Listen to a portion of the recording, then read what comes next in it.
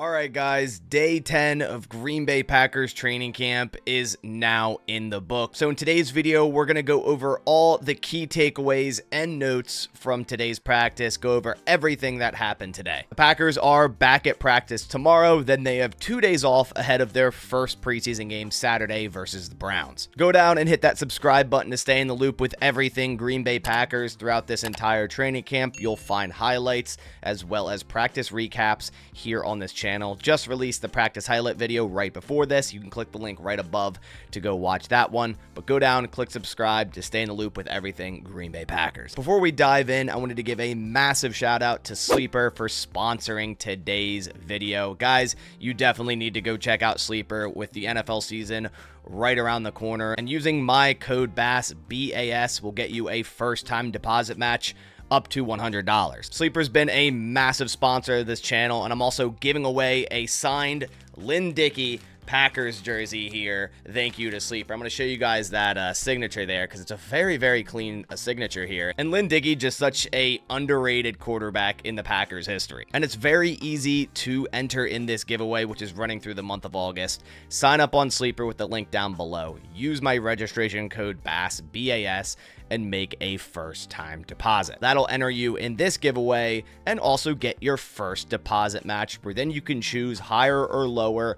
on any given stat. Passing yards, rushing yards, receiving yards, touchdowns, you name it. Make your picks, 2 to 8 players, and you could win up to 100x payouts. Again, guys, I'd really appreciate it if you went down and checked out Sleeper. Supporting the sponsor is supporting this channel a ton, so thank you guys so much. All right, guys, now let's dive down into the key takeaways and notes from day 10 of Green Bay Packers training camp. We'll start with what Matt LaFleur said in his press conference this morning before practice, and the big news was that he said Jordan Love and the starting offense at least will play some bit in this first preseason game. He fully expects to play a lot of the starters in the preseason, saying it helps knock off the rust. He saw the advantage of that last year heading into week 1 and easily beating the Chicago Bears, which I think we're going to do anyways, but knocking the rust off, I mean, it's a much taller task this week 1 in Brazil versus the Philadelphia Eagles. So I completely agree with playing your starters at least a little bit in the preseason. It'll probably be a drive or two, and that's completely okay. Obviously, we need to see all the, other talent to really evaluate this roster to get it down to 53 players, but I still want the starters getting their much needed reps. Let me know your thoughts on that down in the comments below. Now, Matt LaFleur also mentioned that Zach Tom will not be playing in the first preseason game. He just returned in practice in full today, so we saw some Zach Tom team reps in today's practice, which is huge, but he won't be participating in the preseason game. They're still going to ease him back into things. Same with Tucker Kraft. He returned to practice today, only in individuals, so he wasn't in team sessions just yet, and he won't be playing in this first preseason game, so they're easing Tucker Kraft in.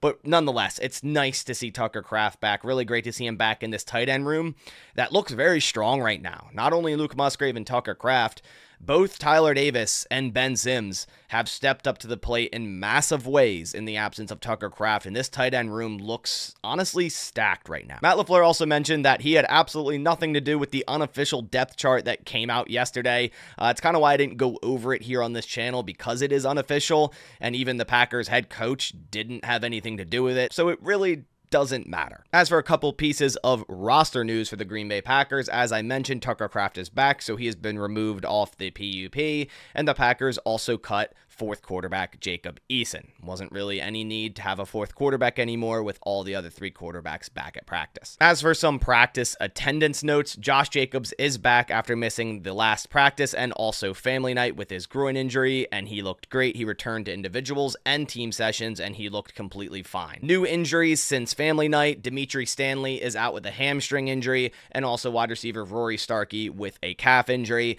and some of the players still out with injuries of practice: Don Callis with a hamstring injury, Carrington Valentine hamstring, Deslin Alexander lower leg, Kingsley and Egbare hamstring, Keyshawn Banks with a groin injury, Edrin Cooper hip injury, Donovan Jennings, knee injury. All those guys still out of practice. Going over some starters notes for offense and defense, at least notable starter notes for both sides of the football.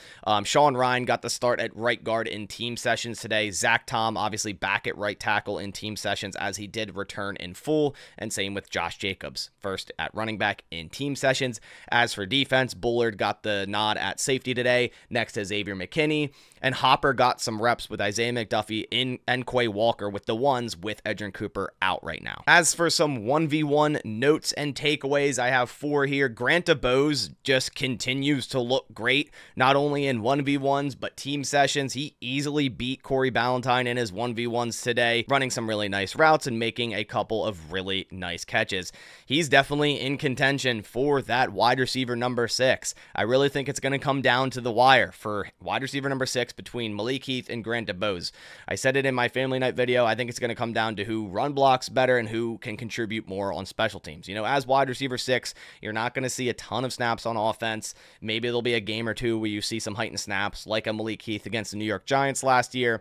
But mainly, you're going to be playing special teams, and if you're on the field, it's because, hey, maybe you're a great run blocker like Malik Heath was. So I'm interested to see how this camp battle continues for wide receiver number 6. Christian Watson beat Eric Stokes easily yet again on a deep touchdown. That seems like a reoccurring theme, not only for Christian Watson, but against Eric Stokes. So there are some reps where Eric Stokes gets the better of Christian Watson, but there are a lot of reps where Christian Watson can simply just run a 9 route and win. We saw it in family night against Jair Alexander. It was a perfectly thrown ball, but Watson continues to win running the deep ball. Another reoccurring theme is that Jayden Reed smoked Keyshawn Nixon yet again. I mean, it's slot versus slot wide receiver versus slot cornerback, and Reed consistently continues to win. I think that more so showcases that Jayden Reed is just becoming such a premier slot wide receiver, but also the inconsistencies of Keyshawn Nixon at slot cornerback. I think that spot can definitely be upgraded, and I think we already have a guy in the building in Javon Bullard for that. Then Xavier McKinney also had a very nice pass breakup on Luke Musgrave. I feel like he's going to transform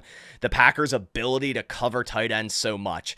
In the past, anytime we'd play a team with a great tight end, such as a George Kittle, we knew we were getting torched by that tight end. Or even last year with Sam Laporta, like we knew what was going to happen because our safeties simply couldn't cover tight ends and our linebackers weren't fast enough. I think that's going to change this year with Xavier McKinney. I think that guy's going to be able to lock down some of these tight ends and really transform the ability of this Packers defense to stop tight ends. Going over some offensive notes, Jordan Morgan left this practice early with an apparent injury and didn't return. So it was all Sean Rhyan at right guard. Definitely something to monitor. Jordan Morgan has looked really nice since the pads came on and seemingly was taking that right guard spot from Sean Rhyan. So hopefully not a big injury here. Definitely want to see him play in these preseason games.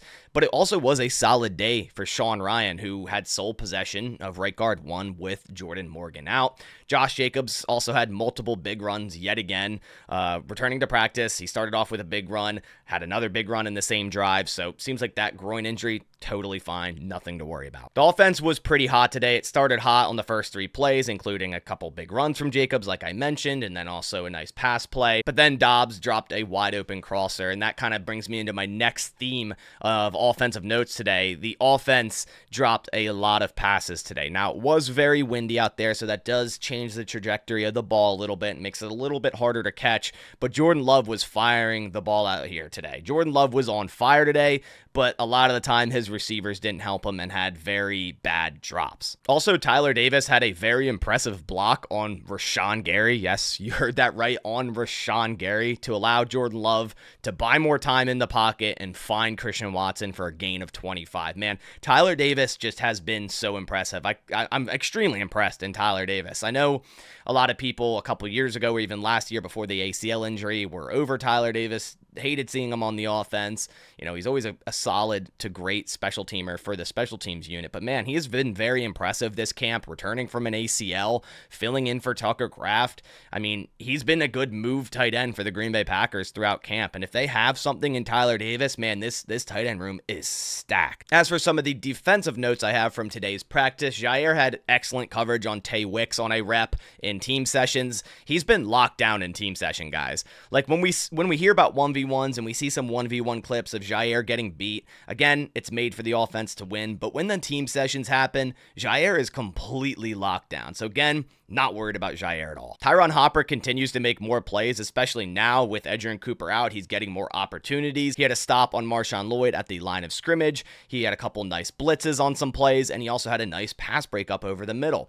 We saw in Family Night that seam ball that Jordan Love threw underneath Evan Williams and over top of Tyron Hopper. You know, still impressive to see Hopper track Christian Watson on a seam ball and at least kind of get in the way. He has been very impressive this training camp so far, man. If the Packers also got two great players in Edgerrin Cooper and Tyron Hopper, this draft class already is looking great. Another linebacker note is Eric Wilson had a very impressive sack on Jordan Love near the opposite goal line, so it ended up being a safety for the offense. Love didn't see it coming at all. It was kind of a surprise linebacker blitz by Jeff Hafley, and it worked. I love seeing surprise blitzes. It's something that Joe Barry never did with this defense. Like, you could see every time who exactly was rushing the quarterback and who wasn't. It was very vanilla. So I'm glad that Jeff Hafley is throwing some loops to this offense, and it's working. Then to wrap things up, going over some of the special teams notes, just some kicking notes today. As I stated, it was a very windy day of practice, and both kickers struggled today in the wind. They both went 4 for 7.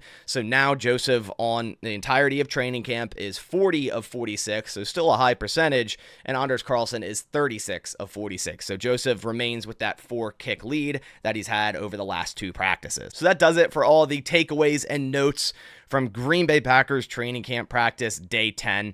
I guess you could consider it day 11 if you're including Family Night as like an official practice, but in my opinion, Family Night is like a separate thing, so I'm writing it down as day 10. I hope you guys enjoyed the video.